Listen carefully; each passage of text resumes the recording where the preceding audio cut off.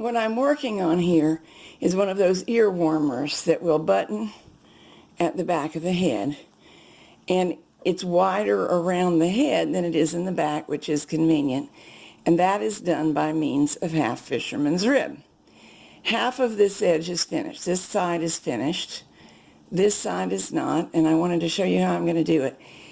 The downside of half fisherman's rib is that when it widens out, as it's designed to do, sometimes you do get this rippling on the edges. And because I designed it as I did, I actually made it a little worse because I left 2 stitches together as stockinette.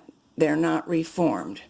But even if I had not done so and put the first rib stitch in this position, there would be some of this rippling effect.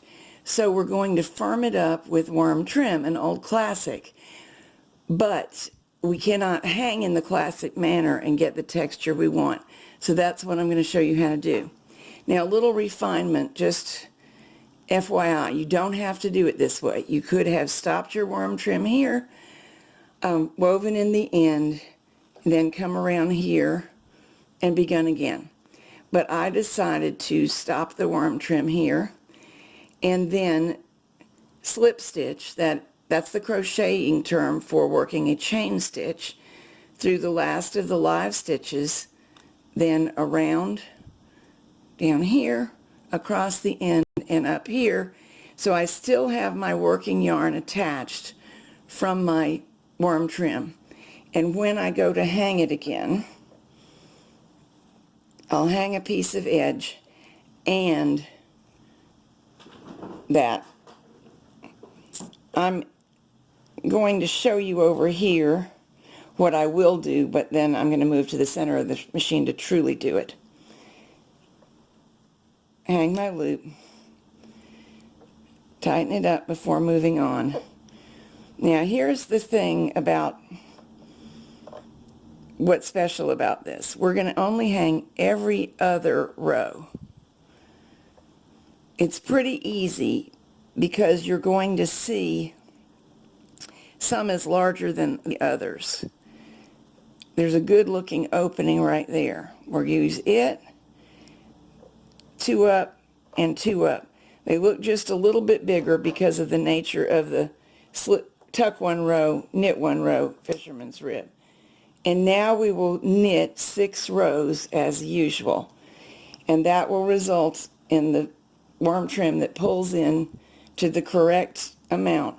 We still need this to stretch a little bit lengthwise because it's got to hug our heads, but we don't want it flopping all over the place as the initial edge was doing. So here we are, hung as intended and threaded into the machine.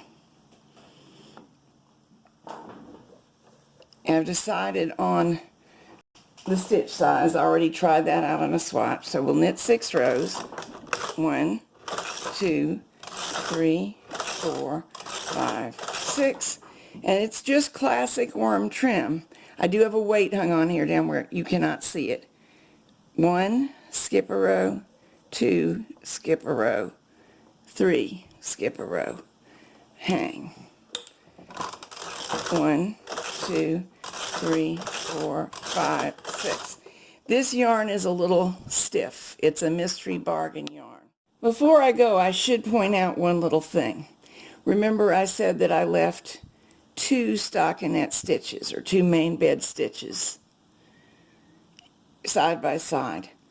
And the outer one tends to roll in and then stop rolling when it bumps into the first purl stitch. So what I'm really hanging here is next to that first column of stitches, actually working into the openings made by the second column. You could also do this, go right into the edge. The reason I designed it this way for this project is I wanted the heftier, sturdier edge provided by letting that stitch roll into it. I already have some hung, but I'll pretend. See how much there is on the needles? That's not a hard and fast rule. You may wish to do it differently for different projects. but it will produce a different and sturdier effect doing it as I am doing it than doing it this way.